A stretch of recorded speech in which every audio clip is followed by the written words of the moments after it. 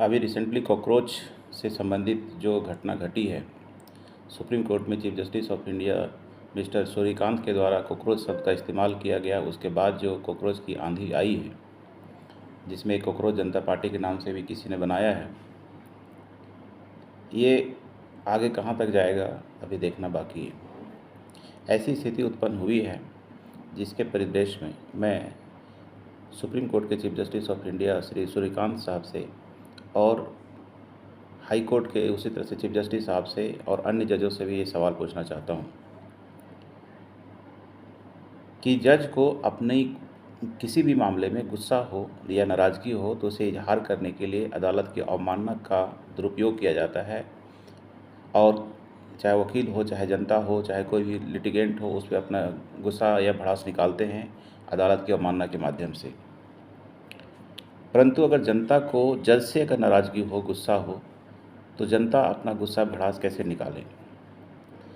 अब दो उपाय है। कानून के द्वारा कोई भी जनता किसी जज को पनिश नहीं कर सकता। जज किसी जनता को या वकील को या लिटिगेंट को पनिश कर सकते हैं कानून के माध्यम से, अदालत की अवमानना के माध्यम से, चाहे कोई भी केस में फंसा के। लेकिन कोई भी जनता जज को कैसे पनिश करेगा? ये दोनों तरफ से होना चाहिए। जो क्राइम करेगा उसको पनिशमेंट मिलना चाहिए। अब पनिशमेंट के लिए सेल्फ डिसाइड तो कर नहीं सकते, दूसरे लोग ही डिसाइड करेंगे। तो जज क्राइम नहीं करते, ऐसी बात नहीं है। जब जज भी क्राइम करते हैं तो जज को भी पनिशमेंट मिलना चाहिए। और जज को कैसे पनिशमेंट मिलेगा? अब तरीका ये है, क्या हथियार है?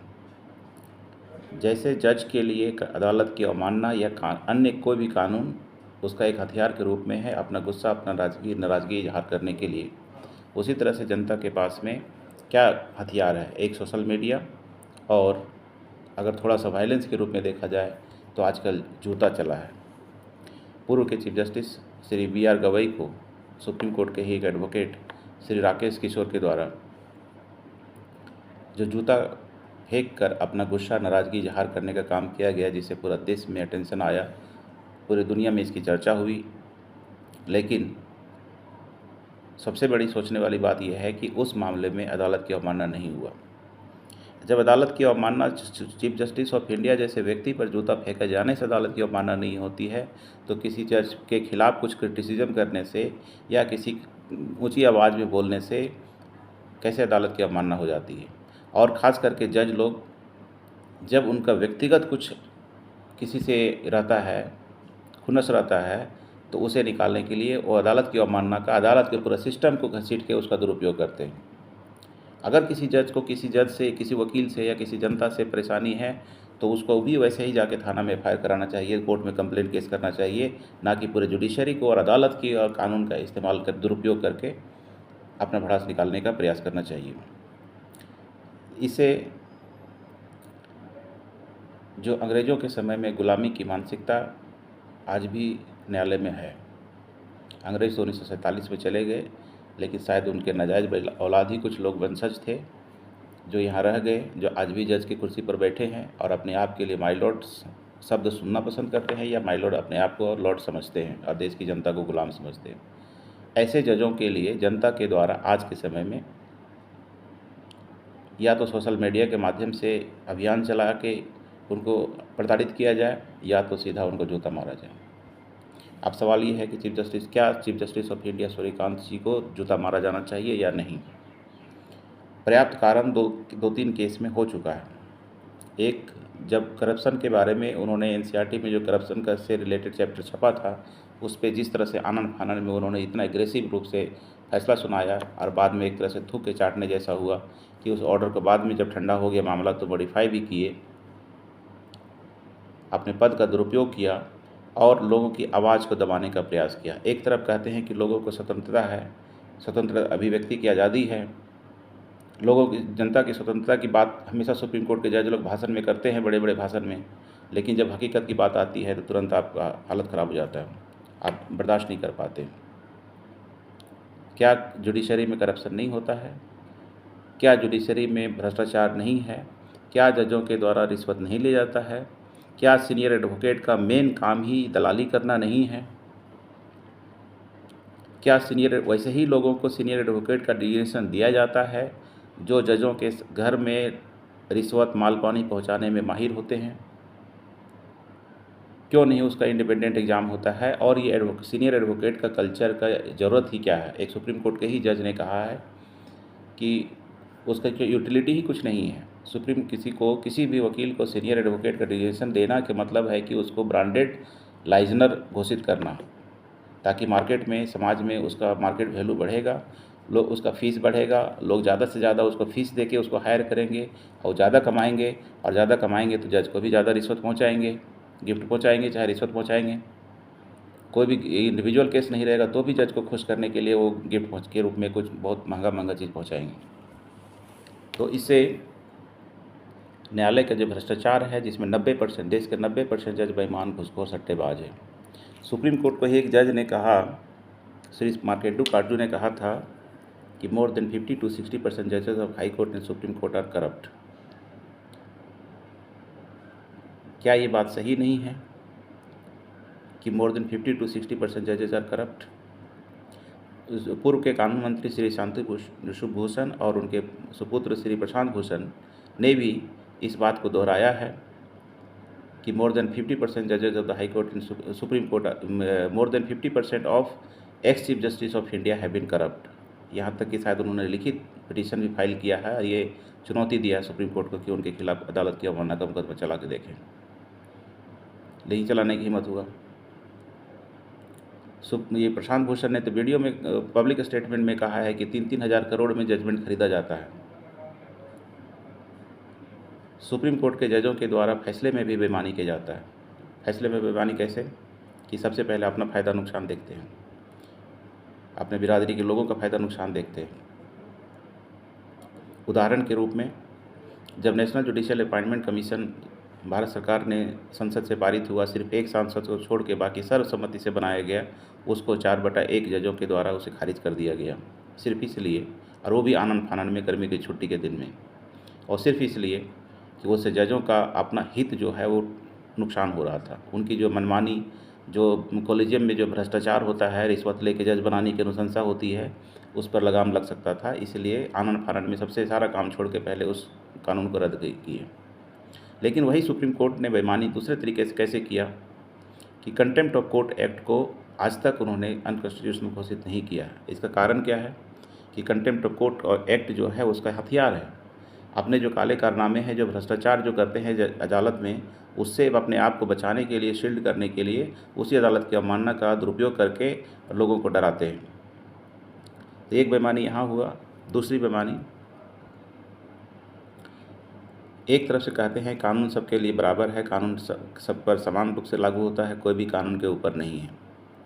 जब ऐसा है तो कोई भी सरकारी सेवक अगर उस पर भ्रष्टाचार का आरोप लगता है तो सबसे पहले तुरंत उसको अरेस्ट करके जेल में बंद किया जाता है। उस पर FIR होता है, अरेस्ट किया जाता है, जेल में रहता है, कई महीना साल रहता है। उसके बाद ट्रायल होता है, कितने लोग बरी हो जाते हैं, कुछ लोगों को सज़ा भी होती है। लेकिन जब किसी जज पर भ्रष्टाचार का आरोप लगता है तब उस पर FIR क्यों नहीं क्यों नहीं किया जाता है, और उसको क्यों नहीं जेल में बंद किया जाता है? जब वो भी एक जनसेवक है, वो भी सरकारी सेवा में पब्लिक मनी से, पब्लिक फंड से सैलरी लेते हैं, पेंशन लेते हैं। तो जब कानून अगर सबके लिए बराबर है, सबके लिए समान है, तो दूसरे सरकारी सेवक पर अगर भ्रष्टाचार का आरोप लगता है तो उस पर FIR होता है, तुरंत उसको पहले अरेस्ट करके जेल में बंद किया जाता है। वो गुनाहगार है या नहीं वो बाद में देखा जाएगा, लेकिन पहला पनिशमेंट तो उसको वहीं मिल गया। लेकिन इसी केस में, इसी तरह के मामले में जज के साथ जब होता है तो उसको क्यों इम्यूनिटी दिया गया? उस पर क्यों नहीं FIR होगा? क्यों नहीं उनको अरेस्ट करके जेल में बंद किया जाएगा? एक तरह से भ्रष्टाचार को बढ़ाने का ये तरीका हो गया। इसीलिए सुप्रीम कोर्ट के जज ने बेईमानी किया है फैसले में। और कई मामले हैं कि कोई भी FIR करने से पहले किसी जज को ही उस चीफ जस्टिस से परमिशन लेने के लिए, किसी जज के खिलाफ, डिस्ट्रिक्ट कोर्ट के जज के खिलाफ या हाई कोर्ट के जज के खिलाफ अगर किसी पर FIR करना हो तो पुलिस का या सरकार का जिम्मेवारी दे दिया गया है सुप्रीम कोर्ट के जजमेंट के माध्यम से कि पहले चीफ जस्टिस से परमिशन लेना होगा। क्या बाकी सरकारी सेवक के लिए नियम लागू है कि उनका एम्प्लॉयर से पहले परमिशन लेना होगा, उसके बाद उन पर FIR होगा? किसी भी मामले, या भ्रष्टाचार का मामला हो या तो कोई पर्सनल मामला भी हो, तो जब दूसरे सरकारी सेवक के साथ ऐसा नहीं है कि उसके एम्प्लॉयर से पहले परमिशन लेंगे तब FIR होगा, तो ये जज के साथ ऐसा क्यों बनाया गया सुप्रीम कोर्ट में कानून? सुप्रीम कोर्ट ने एक तरह कहते हैं कानून बनाना हमारा काम नहीं है, उनका अधिकार क्षेत्र नहीं है भी नहीं। लेकिन फिर भी बना देते हैं। जहाँ अपना फ़ायदा का चीज़ होता है वहाँ वो कानून बना देते हैं, और जहाँ अपने नुकसान का चीज़ होता है वहाँ पे इग्नोर कर देते हैं। तो 2-3 एग्जाम्पल मैंने बताया कि सुप्रीम कोर्ट के जजों के द्वारा ही बेईमानी कैसे किया जाता है, और बेईमानी करने का तरीका क्या है। कि एक किया है कि बहुत मेजर जो हमेशा के लिए हो गया है कि किसी भी जज के खिलाफ में एफआईआर करने से पहले चीफ जस्टिस से परमिशन लेना होगा। ये रिटन जजमेंट के माध्यम से कानून बना दिया गया। दूसरा, कोई भी जज अपनी संपत्ति जगजाहिर करने के संबंध में हाई कोर्ट और सुप्रीम कोर्ट के जज के द्वारा सुप्रीम कोर्ट बार बार रिजोल्यूशन करके प्रस्ताव पारित करते हैं, जुडिशियल ऑर्डर से जजमेंट में क्यों नहीं करते हैं। ये बेईमानी है कि नहीं? वो कर सकते हैं कि एक बार जजमेंट में, किसी भी जजमेंट में कह देते कि सारे हाई कोर्ट और सुप्रीम कोर्ट के जज अपनी संपत्ति जगजाहिर करना बाध्यकारी होगा, और ये जजमेंट में हो, अगर नहीं किया तो उस कंटेम्प्ट ऑफ कोर्ट होगा। कभी किया है सुप्रीम कोर्ट ने? ऐसा नहीं किया है। क्यों? क्योंकि वो बेईमान है। वो बेईमानी करते हैं, इसीलिए वो नहीं करना चाहते। वो भ्रष्टाचार में खुद लिप्त हैं। आज के समय में मेरा व्यक्तिगत विचार है कि देश में 90% जज बेईमान, घूसखोर, सट्टेबाज हैं, जिसमें डिस्ट्रिक्ट कोर्ट का जज, हाई कोर्ट का जज और सुप्रीम कोर्ट का जज भी शामिल हैं। श्री मार्केंडू कार्जुन ने तो कहा था मोर देन 50 to 60% जजेज of high court and supreme court are corrupt. मैं कहता हूँ मोर देन 90% जजेज आर करप्ट। मेरे खिलाफ अदालत की अवमानना का मुकदमा चलाना है, चला लीजिए। एक नहीं 100 मुकदमा चला लीजिए मेरे खिलाफ। अब क्या होगा? या तो हम अपोलॉजी करेंगे या तो जूता मारेंगे। अपोलॉजी करेंगे तो हो सकता है माफ़ी मिले भी जाए, नहीं भी मिले। अगर जूता मारेंगे तो जेल जाएंगे तो जाएंगे। लोगों को कानून के दायरे में फंसा के, कानून के माध्यम से, प्रक्रिया के तहत तारीख पे तारीख लोगों का दोहन और शोषण न्यायालय में किया जाता है। किसी भी कोर्ट में जजों का इंटेंशन जनता के साथ न्याय करना नहीं, सिर्फ उसको अपना पैसा कमाने का इंटेंशन रहता है। और बीच रास्ते में अगर कोई उसमें बाधा पड़ेगा तो उसको क्रश करने के लिए भी कोई कसर नहीं छोड़ते हैं। जब उनके द्वारा ऐसा है, जब देश की जनता को शोषण करने का जरिया समझते हैं, तो फिर जनता के द्वारा जजों को जूता क्यों नहीं मारा जाए। अंग्रेज़ों के समय में जब अंग्रेज़ों के खिलाफ भी विद्रोह होता था, अंग्रेज़ों पर भी अटैक हुआ है। अंग्रेज़ अपनी ताकत दिखाते थे, लोगों को क्रश करते थे, और इधर से भी जनता के द्वारा भी रिवॉल्ट होता था। अल्टीमेटली 1947 में उनको जाना पड़ा, जिसमें उन लोग भी बहुत मरे और देश के लोग ज़्यादा मरे, लेकिन संघर्ष सफलता तक पहुंचा। आज के समय में जो भी जज अपने आप के लिए माय लॉर्ड शब्द सुनना पसंद करते हैं, प्रथम दृष्टया वह अंग्रेज़ों के नाजायज़ औलाद हैं। ये मेरा कहना है। इसीलिए वो अपना ख़ानदानी संस्कार छोड़ नहीं पा रहे हैं, और अभी भी मानसिक रूप से यही समझते हैं कि वही एक सर्वोपरि है, और देश की जनता सब उसका गुलाम है। चाहे सरकार हो, चाहे प्रधानमंत्री हो, मुख्यमंत्री हो, नेता हो, सब उसका गुलाम है। वही भगवान है, वही सर्वोपरि है। अंग्रेज भी ऐसे ही सोचते थे, और उस समय भी कानून तंत्र उनके पास था, इसीलिए वो अपना यहाँ पे गुलामी करने में, अपना बिजनेस करने में, पैसा कमाने में सफल होते थे। आज के समय में जो काम 1947 के पहले जज करते थे, 1947 के बाद वही काम जज लोग कर रहे हैं। और इसमें एक आध दो कोई ईमानदार जज होगा तो होगा, बाकी सब वैसे ही है। 90% से ज़्यादा जज बेईमान, घूसखोर, सट्टेबाज है, सब रिश्वतखोर करते हैं। इसीलिए किसी ने कह दिया है कोर्ट को कोठा। अब कोठा का मतलब क्या होता है सब लोग समझते हैं, मैं डिटेल नहीं बताऊंगा उसमें। तो उसमें भी 3 लेवल का है, डिस्ट्रिक्ट लेवल का, हाई कोर्ट लेवल का और सुप्रीम कोर्ट लेवल का। तो जो डिस्ट्रिक्ट कोर्ट है, जिसको निचली अदालत कहते हैं, तो उसका निचली लेवल का कोठा, हाई कोर्ट जो है वो उच्च लेवल का कोठा, और सुप्रीम कोर्ट जो है वो सुप्रीम लेवल का कोठा। पैसा फेंको, तमाशा देखो, वरना पतली गली से खिसको। कोर्ट में यही होता है। अब समय आ गया है कि जजों को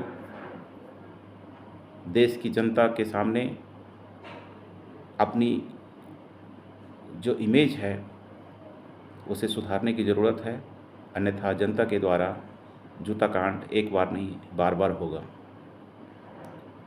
और समय के साथ जितना आप क्रश करने की कोशिश करेंगे, उतनी ज़्यादा और विद्रोह होगा।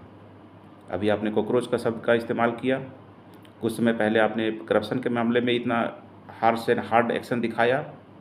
अब जनता की तरफ से समय आ गया है कि चीफ जस्टिस को भी सबक सिखाया जाना चाहिए। धन्यवाद।